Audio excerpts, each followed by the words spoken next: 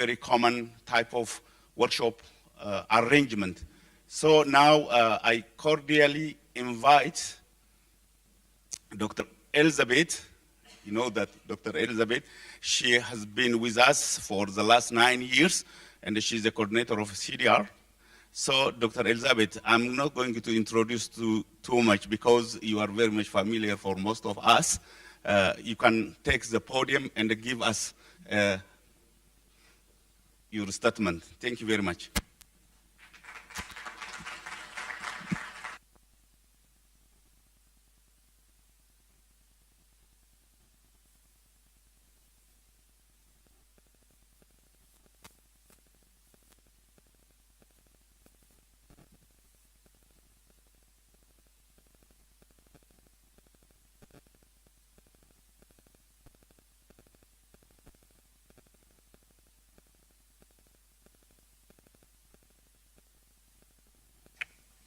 Now? Yeah, now the microphone is functioning. Thank you. Okay. One more time, a very warm welcome, dear honored guests. Especially, I'm so happy and moved, you have seen it, emotionally moved, that His Excellency State Minister Professor Eyaso Elias took the time to join us here. I'm very happy because this shows also the importance given to the lowland area and to our activities. I'm so happy and so overwhelmed about seeing you all in the hall, knowing that a lot participants are also in the live stream. That means you give importance to what it is: cooperation, coordination, capacitation, working in the lowlands, supporting the lowlands to develop their potential. Before I want to go to my short introductory presentation, I'd like to excuse myself, please, in case that I start being a little bit too emotional. This is how I am.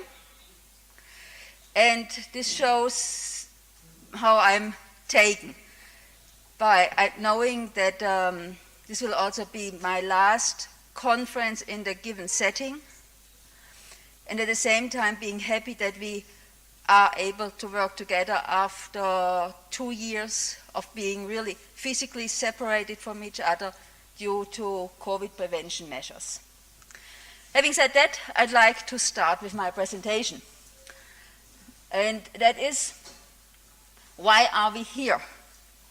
Why are we here, coming from the Dream One conference where we did a stock taking in September, October 2019.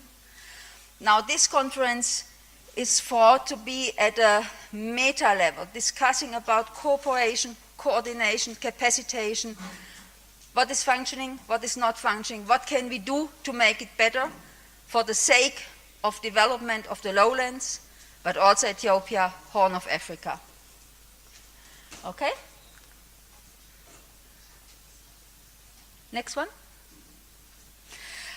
Thinking about what I should do, I thought I'd go one step back, looking into what is the setting in which we are here talking, in which we are here together. Do you remember the Paris Declaration, which we had signed, and Ethiopia signed it, Germany signed it, all the institutions represented here, they signed it in 2005. There was an agreement on ownership, alignment, harmonization, managing for results, mutual accountability. Next one. It was followed by the Akker Agenda for Action, where it was deepened in the way strengthening country ownership over development, building more effective and inclusive partnerships for development, delivering and accounting for development results. This type of statements, of decisions, was continued in Maputo, was then continued also in Korea. I forgot the name. I found these two have been, these two declarations have been these ones with which I started in development cooperation work. Now, this morning, I read through the two declarations. I found zero mentioning of coordination and 3 times mentioning cooperation, but only in the names of organizations like German Development Cooperation. The request based on these big conferences, meetings, decisions, the request was that more funding, more support would come to the countries in need to support to come to development where we are at the same level. I think it is never enough, yeah, but I think a lot more money came, a lot more stakeholders got engaged, and we definitely can see that in the lowland areas. But what we find then is if we don't have a coordination, if we don't have a cooperation, how will that function between us for the sake and the benefit of the communities? I go back to the lowlands. When I started in 2013, we had a kind of mapping who is doing what. I should look for that and then compare it to what we have now. In 2014, we had a conference-type workshop. I think Dubale was also there. It was organized from one of the bureaus. It was organized by Her Excellency Aisha Mohammed at that time, being in Afar. It was organized to look into who is doing what in Afar and what could be cooperation agreements. We made field visits to promising sites like the Sunuta irrigation field. Looking at Sunuta, it's a good example about what is needed that very good ideas really come to work. So this is one of the points I would really like to discuss here. We all know projects with very good intentions, but not functioning in the end. Why? And what can we do to make best use of the funds available?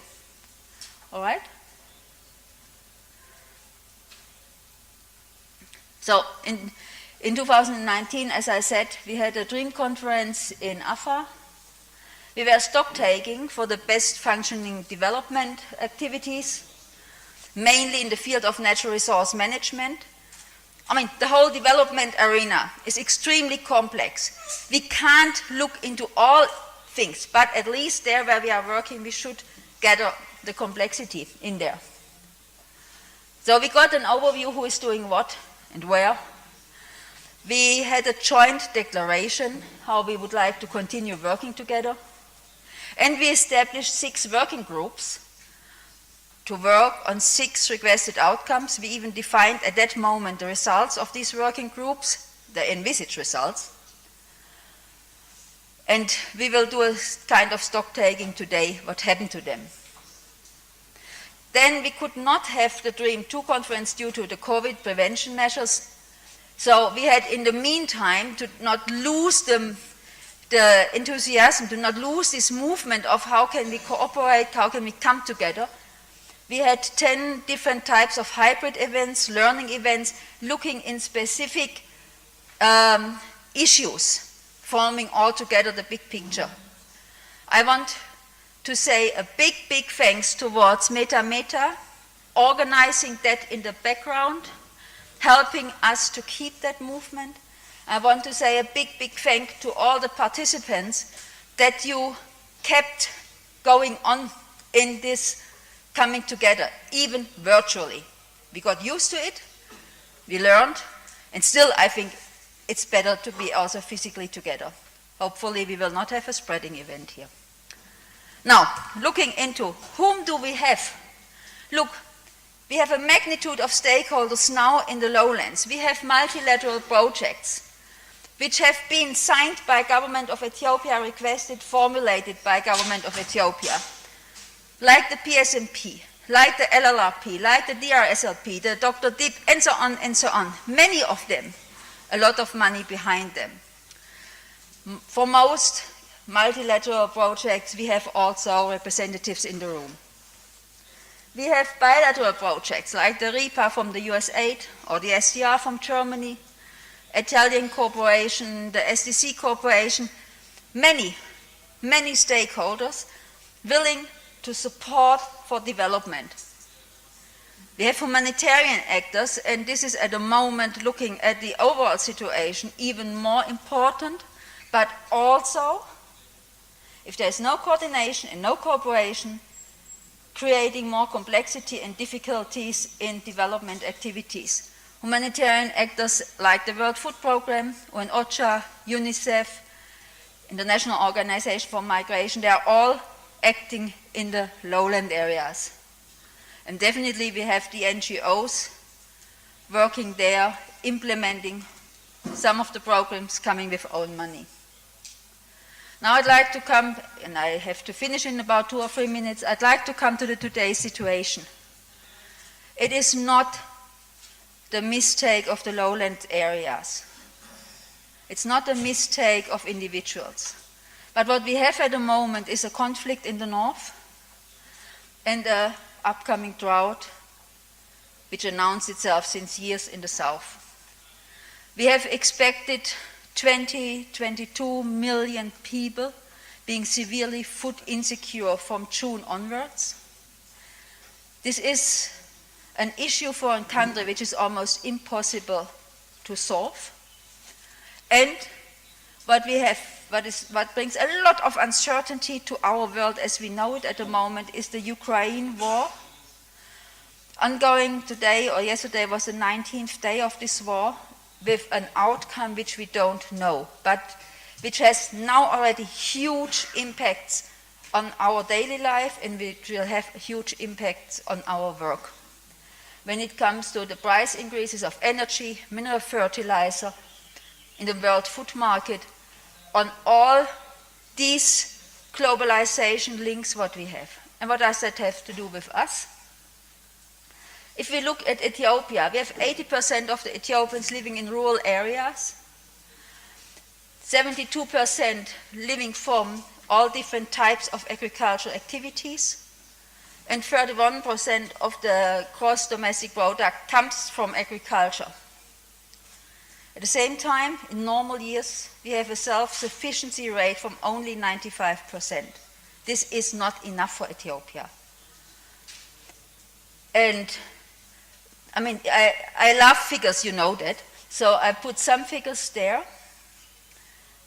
And my question is in regard to all of us, which options are still open and could be effective for development of this country? And there, go further, please.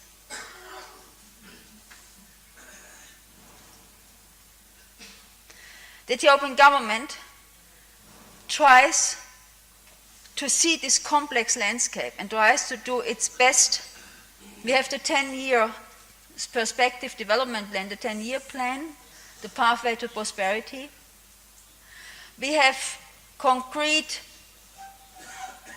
programs like the Ministry of Irrigation and Lowland, which has the task to bring under irrigation for a higher level of yield, more than 1 million hectares, and most of it will be in the lowlands, looking at the availability of land. But then questions are coming up. What are the consequences then for the lowlands? And what are the economic benefit and the participation of pastoral and agro-pastoral communities in this setting? And when it comes to coordination, cooperation, where is the ownership? Who is the driver in the seat? And what does it mean for coordination and cooperation? And that's it. Thank you very, very much. The picture you see here, that is the Bolidit Karamata site next to Chichiga.